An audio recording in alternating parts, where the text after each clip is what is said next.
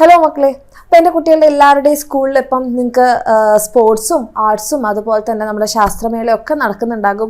അപ്പോൾ ഈ സമയത്തായിരിക്കും നിങ്ങളുടെ എല്ലാവരുടെയും മനസ്സിൽ ഇപ്പം നമ്മൾ ഓണം എക്സാം ഒക്കെ കഴിഞ്ഞിട്ടേ ഉണ്ടായിരുന്നുള്ളൂ. അപ്പോൾ ഓണം എക്സാം കഴിഞ്ഞപ്പോൾ നമുക്ക് മനസ്സിലായി കുറേ പഠിക്കാനൊക്കെ ഉണ്ട്.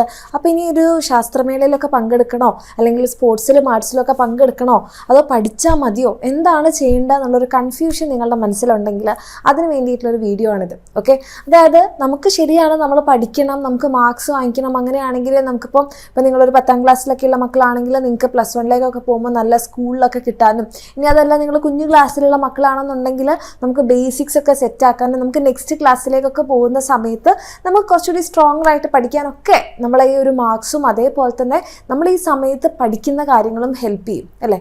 പക്ഷെ അതിൻ്റെ അർത്ഥം നിങ്ങൾ ഈ ഒരു ശാസ്ത്രമേളയിലൊന്നും പങ്കെടുക്കേണ്ട, സ്പോർട്സിലും ആർട്സിലും ഒന്നും പങ്കെടുക്കാതെ വെറും പഠിച്ച് മാത്രം പോകണമെന്നാണോ? ഒരിക്കലുമല്ല. നമ്മൾ ഒരിക്കലും അങ്ങനെയല്ല പറയണത്. കാരണം നിങ്ങളുടെ സ്കൂളിൽ പോയി നിങ്ങൾ പഠിക്കുന്നതിൻ്റെ ഒരു പ്രത്യേകത തന്നെ നിങ്ങൾക്ക് എല്ലാ കാര്യങ്ങളിലും, ഇപ്പം എല്ലാവരും എപ്പോഴും ഈ പഠനത്തിലൂടെ മാത്രമായിരിക്കില്ല അവരുടെ ലൈഫ് സക്സസ്ഫുൾ ആവുക. ഈ പറയുന്ന രീതിയിലുള്ള നിങ്ങളുടെ ആർട്സിലൂടെയും സ്പോർട്സിലൂടെയും അതുപോലെ തന്നെ ശാസ്ത്രമേളയിലൊക്കെ നിങ്ങൾ ചെയ്യുന്ന കാര്യങ്ങളൊക്കെ ഉണ്ടാകും അതിൽ. ഓക്കെ, അപ്പം നിങ്ങൾ ഒരു സ്റ്റുഡൻറ്റ് ലൈഫിൽ നിങ്ങളിപ്പോൾ ഇരിക്കുന്ന സമയത്ത് നിങ്ങൾ ശരിക്കും പറഞ്ഞിട്ടുണ്ടെങ്കിൽ എല്ലാം എൻജോയ് ചെയ്യണം. നമ്മൾ പഠിക്കണം, അതിൻ്റെ കൂടെ തന്നെ നിങ്ങൾ ആർട്സിലൊക്കെ നിങ്ങൾ പല കാര്യങ്ങളും, ഇപ്പോൾ ഡാൻസൊക്കെ ചെയ്യുന്ന മക്കളാണ്, നിങ്ങൾ പാട്ടൊക്കെ പാടുന്ന മക്കളാണെന്നുണ്ടെങ്കിൽ നിങ്ങളുടെ അത്തരത്തിലുള്ള കലാപരമായിട്ടുള്ള കഴിവുകൾ നിങ്ങൾ ഇതിൻ്റെ കൂടെ തന്നെ വളർത്തിയെടുക്കാനും അതേപോലെ തന്നെ നിങ്ങൾക്ക് അതിലൂടെ കുറച്ച് സന്തോഷം കിട്ടുന്ന ഒരു സമയമാണ് ഈ ഒരു ആർട്സൊക്കെ. അതുപോലെ സ്പോർട്സിലൊക്കെ നല്ല അടിപൊളിയായിട്ട് കളിക്കുന്ന മക്കളൊക്കെ ഉണ്ട്.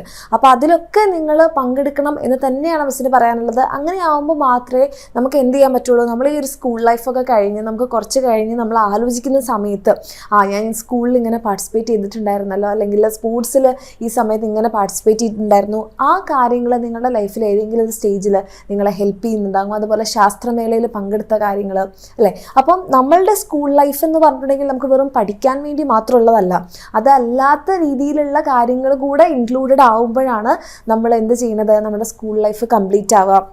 അതുമാത്രമല്ല, ആ സമയത്ത് നമ്മൾ ഉണ്ടാക്കിയെടുക്കുന്ന എക്സ്പീരിയൻസ്, നമ്മൾ അതിലൂടെ മനസ്സിലാക്കുന്ന കാര്യങ്ങളൊക്കെ നമുക്ക് എന്ത് വേണം, നമ്മുടെ മുന്നോട്ടുള്ള നമ്മുടെ ലൈഫിൽ നമ്മളെ ഹെൽപ്പ് ചെയ്യും. ഓക്കെ, അപ്പോൾ ആ സമയത്ത് ഈ ഒരു സ്പോർട്സിലും ആർട്സിലും ഒക്കെ പങ്കെടുക്കുമ്പോൾ, ശാസ്ത്രമേളയിലേക്കൊക്കെ പോകുന്ന സമയത്ത് നമുക്ക് ഒത്തിരി ക്ലാസ്സുകൾ നഷ്ടപ്പെടാൻ ചാൻസ് ഉണ്ട് അല്ലേ. മിക്കവാറും ഒരാഴ്ചയോളം ഈ പറഞ്ഞ രീതിയിൽ അങ്ങോട്ടും ഇങ്ങോട്ടൊക്കെ ആയിട്ട് പോകാൻ ചാൻസ് ഉണ്ട്. അപ്പോൾ ഇതിൽ പങ്കെടുക്കണം എന്നുള്ളത് കൊണ്ട് അതിൻ്റെ അർത്ഥം ഒന്നും പഠിക്കേണ്ട, ആ ആഴ്ചത്തിലുള്ള ക്ലാസ്സുകൾ മിസ്സാവാം, പിന്നെ അതങ്ങനെ പെൻഡിങ് ആയി കിടക്കുക എന്നുള്ളതല്ല. നിങ്ങൾ ആ സമയത്ത് അതിൽ പങ്കെടുക്കുക, നല്ല പോലെ തന്നെ അതിൽ പാർട്ടിസിപ്പേറ്റ് ചെയ്യുക. പക്ഷേ ആ മിസ്സായിട്ടുള്ള ക്ലാസ്സുകൾ നമ്മൾ എന്ത് ചെയ്യണം, പിന്നീട് നമ്മൾ കാണണം, പഠിക്കണം, മനസ്സിലാക്കണം. അപ്പോൾ നമുക്ക് സ്കൂളിലൊക്കെ ആണെങ്കിൽ ആ ക്ലാസ്സുകൾ മിസ്സായി കഴിഞ്ഞാൽ നമുക്ക് വീണ്ടും കാണാനുള്ളൊരു ഓപ്ഷൻ ഇല്ല. പക്ഷേ അതിന് എൻ്റെ കുട്ടികളെ ഹെൽപ്പ് ചെയ്യുന്നതായിരിക്കും നമ്മളുടെ എക്സാമിൻ്റെ ബാച്ചസ്. അപ്പോൾ നിങ്ങൾക്ക് ഈ ഒരു സമയങ്ങളിൽ, ഈ മേളകളുടെ സമയത്ത് നിങ്ങൾക്ക് ക്ലാസ്സുകൾ അറ്റൻഡ് ചെയ്യാൻ പറ്റിയിട്ടില്ലെങ്കിലും കുഴപ്പമില്ല, നമ്മുടെ ആപ്പിൽ, നമ്മുടെ ബാച്ചിൽ നിങ്ങൾക്ക് ലൈവിൻ്റെ റെക്കോർഡിങ്സ് കിട്ടുന്നുണ്ടാകും. അപ്പോൾ നിങ്ങളിത് കഴിഞ്ഞ് കഴിഞ്ഞാൽ നിങ്ങൾക്ക് കിട്ടുന്ന സമയത്ത് എന്ത് ചെയ്യുക, ക്ലാസ്സുകൾ കാണുക, കോൺസെപ്റ്റ് മനസ്സിലാക്കുക, നിങ്ങൾക്ക് സമയം കിട്ടുന്ന സമയത്ത് അതിലെ ചോദ്യങ്ങളൊക്കെ പ്രാക്ടീസ് ചെയ്യാം. അങ്ങനെ ആകുമ്പോൾ എന്താണ്, നിങ്ങളുടെ ഈ എന്താ പറയുക, പഠനപരമല്ലാത്ത കലാകായിക മേളകളിൽ നിങ്ങൾക്ക് പാർട്ടിസിപ്പേറ്റ് ചെയ്യാനും നിങ്ങളുടെ അഭിരുചികൾ നിങ്ങൾക്ക് വളർത്തിയെടുക്കാനും പറ്റും. അതിൻ്റെ കൂടെ തന്നെ എൻ്റെ കുട്ടികൾക്ക് നിങ്ങളുടെ ക്ലാസ്സുകളും നിങ്ങളുടെ പഠനവും ഒന്നും മിസ്സാവില്ല. ഇത് രണ്ടും കൂടെ ബാലൻസിൽ കൊണ്ടുപോവുകയാണെന്നുണ്ടെങ്കിൽ നമുക്ക് ഈ കാര്യങ്ങളൊക്കെ എൻജോയ് ചെയ്യാനും നമുക്ക് പഠിച്ച് മാർക്ക് വാങ്ങിക്കാനും പറ്റും. അങ്ങനെ ആകുമ്പോൾ എന്താ, നിങ്ങളുടെ സ്കൂൾ ലൈഫൊക്കെ കഴിയുമ്പോൾ നമുക്കൊന്നിനും എവിടെ ഒരു നഷ്ടം തോന്നില്ല. അപ്പോൾ ആ രീതിയിലൊക്കെ എൻ്റെ കുട്ടിയൊക്കെ പഠിക്കണമെന്നുണ്ടെങ്കിൽ താഴെ കാണുന്ന നമ്പറിൽ നിങ്ങൾക്ക് മെസ്സേജ് ചെയ്യാം. നമ്മുടെ ബാച്ചിലെ ക്ലാസ്സുകൾ നിങ്ങൾക്ക് അവൈലബിൾ ആവുന്ന സമയത്ത് നിങ്ങൾ കണ്ട് മനസ്സിലാക്കി പഠിക്കുക. ഇനി വരുന്ന നിങ്ങളുടെ എക്സാമിന് വേണ്ടിയിട്ട് അടിപൊളിയായിട്ട് പ്രിപ്പയർ ചെയ്യുക. All the best.